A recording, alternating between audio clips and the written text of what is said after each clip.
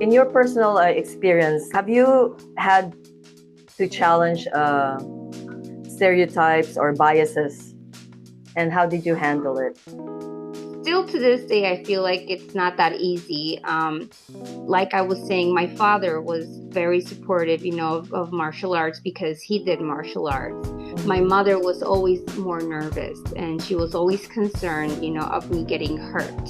And when it came to school, when I was younger, I did feel some backlash, and I did feel like some kind of segregation, when it came with the other girls, because I was stronger. And let's say, we're joking around and someone did like, and they would do like a little slap. My slap was a little harder, than everyone else's. And, they would make a big fuss about it. And then I would feel Yeah. embarrassed. But it wasn't easy. And I'm going to be honest, I did stop practicing for a long time Mhm. because I would be embarrassed. I felt embarrassed of what I liked, you know, and there was some time that when I started doing it again, that I didn't tell anyone that I was doing it. I kept it a secret. And until I found the beauty in it as a female, that it's okay to like the different things.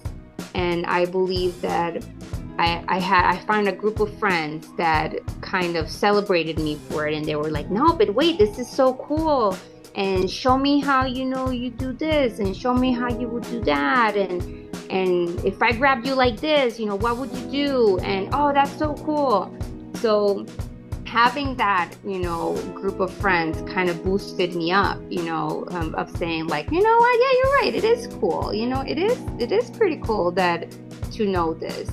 And Sensei Kaisel has been always very big in the female quantity of students, in the Mhm. dojo. And he does seminars, focused on self-defense for only women, and stuff like that to bring it more to the female population. So I feel like that has helped, change the bias and give myself my position, because it really is up to us and where we put ourselves in. Because Yeah. you can have a dad that puts you on a pedestal, but if you don't feel that you deserve that pedestal, you're the one that's always going to keep pushing yourself off of there and stepping Mhm. down from it. So it's not until you believe like, no, it is okay for me to like this, it is cool, there's nothing wrong with it, I'm going to stay here in this pedestal because I deserve it. So I feel Yes. like that is strong, to know your worth. It's hard. It's Yeah. hard because everyone wants to belong. Everyone wants to feel like we belong into society. No one wants to feel like the odd one out. So it is Mhm. hard. But once you get there, once you're able to get there, I feel like no one can take you down from there. I'm just so glad to learn that you are teaching in your dojo, because I really want to see a lot of female teachers in karate.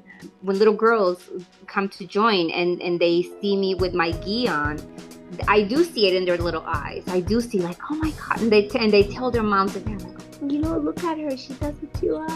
But even for little boys too, to see that females can do it too, that teaches them not Yeah. to judge. That teaches them not to judge, and that Yeah. teaches them respect. And that is Mhm. also important, to have more female, instructors and females with higher, degree, belts in martial arts. Is also for the male population, to see Yeah. us there and to say like, oh, she got there with her effort, she earned that, and I'm going to respect that. So that's important too, in my opinion. So let's talk about your legacy and future.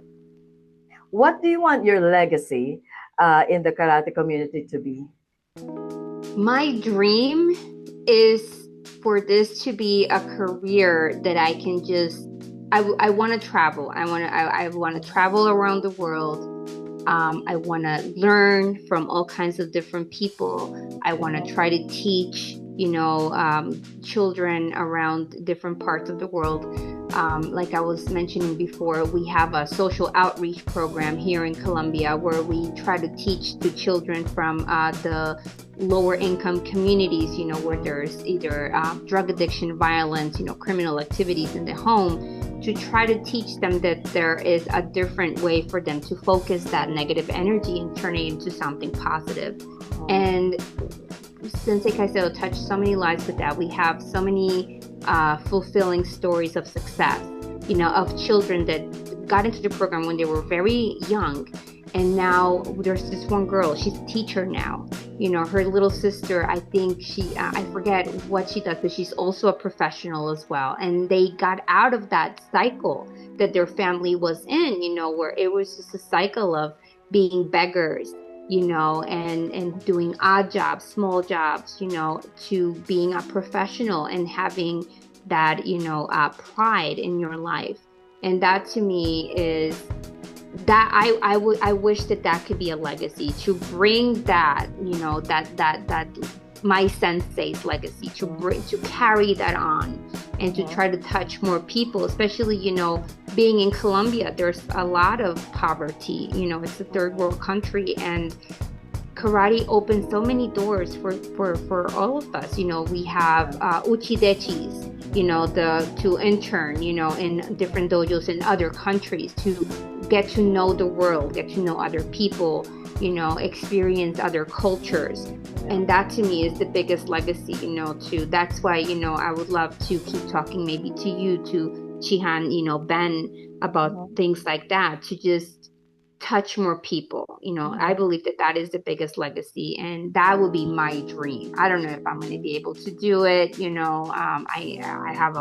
feel like I have a long way to go when it comes to training, to learning, to strengthening my body and becoming stronger, to be able to get to a position where I feel comfortable teaching others in that extent. One thing is to teach children, a child, you hit the, something kind of hard and they're like, oh my God, you're so strong, but to teach adults, you have to prove yourself. And I feel like I still have a long way to go to prove myself to myself and to others. That is my biggest goal. My biggest goal is to just I'm a big karate nerd. I don't know if you've noticed that, but I just want to do karate 24/7. That's my dream. My dream is to do karate always. Hopefully I'll get there. I'm working on that. We'll see. Where do you see the future of women in martial arts headed? The sky is the limit, because a lot of us are coming out, and showing, what we do, and it's creating awe in the world. Like for example, Sandra Sanchez, that she won the Olympics, in kata, and the one time, that karate was in the Olympics, and she has become such a big stamp, when it comes to Spain, sports and art. And now I think she's making a movie or something, and about karate, females in karate. So I feel like it's expanding a lot. And now also with the world, becoming a little bit more high, and when it comes to violent crimes in the street, more women, I feel like, are seeking out, to learning self-defense, and stuff like that. You see these kickboxing gyms, full. You see the seminars full, so I feel like sky's the limit. I feel like we're gonna blow up soon. It's gonna be over there. I'm hoping. I'm really glad that I could see all these changes everywhere I go. Yeah. Me too. I love it too. Yes, I love it. I love to see. I follow. If you look at my Instagram, it's pretty much all martial arts stuff. So I love seeing a lot of the younger girls, practicing, contact sports, and they're strong, but they're still feminine, and they're marking their place in the world, and that takes a lot of effort, and I praise them and I admire them a lot. I do. Senpai Melissa, thank you so much for this opportunity. Oh, thank you, Sensei. It's amazing to know you, and hopefully we could meet in person one day. We And will. I feel yeah, it. and if also I'm here in Orlando, if you're in town, let me know. We have a room for you here. So yeah, I will so take just you up let me on know. that. Thank you. Yes, yes. Okay. Let Well, me know. Sensei, thank you so much. You're most welcome. Yep. Thank you so And much for this opportunity. It thank has been an you. honor and a pleasure to meet you. Okay. All Well, right. thank you so much. Have I a hope you have a great great day, rest of your Senpai. weekend. You too. Yeah. Bye.